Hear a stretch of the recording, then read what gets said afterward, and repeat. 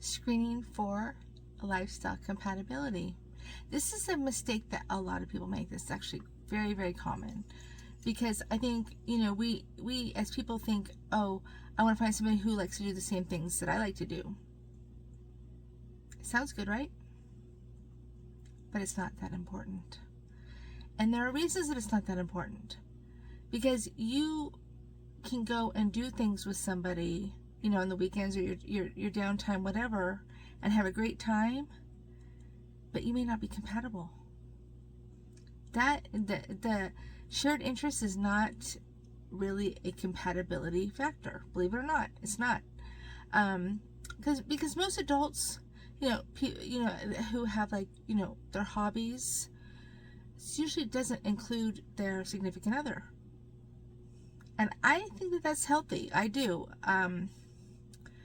Less is more sometimes. And you have to decide, are you looking for quantity or quality? Because you can have a great time with your person without having shared interests. I mean, you can, make a conscious decision together on what you're going to spend your time doing. You may find a new hobby. How about that?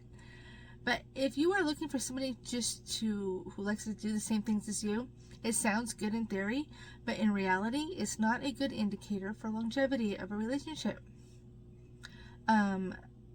Lifestyle compatibility is the number one key. It is. And, there are 4 pillars, and they're in this video, but you have to have the same view on life. Not exact, but, generalization. The same thoughts about, future, how you want to live, where you want to live, what you want to do, things like that. You have to align with somebody to have true compatibility. Because remember, when the big bad world comes knocking at your door, your significant other is the one that has your back.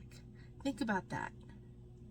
You're not choosing someone you can go out and play with. You're choosing a life partner who's going to have your back and be supportive of you.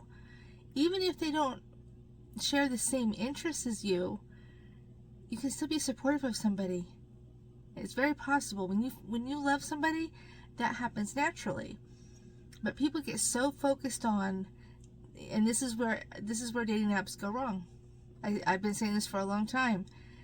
Shared interest is cute until it's not, because how often do your interests kind of change? As we evolve and experience new things come, become more important to us. It's the way life works. It's like most people are not going to have the same hobby for their entire life. So if you're choosing somebody based on that, you're going to end up coming up short. And it's super important that your life, view is aligned with somebody else if you want to share a life with somebody. Because otherwise you're going to be butting heads the entire time, and how much fun is that? Think about it. But do your homework and find somebody who you are compatible with, that you can see yourself building a life with, and experiencing new things and sharing new things with this person. That's the key to longevity. Good luck.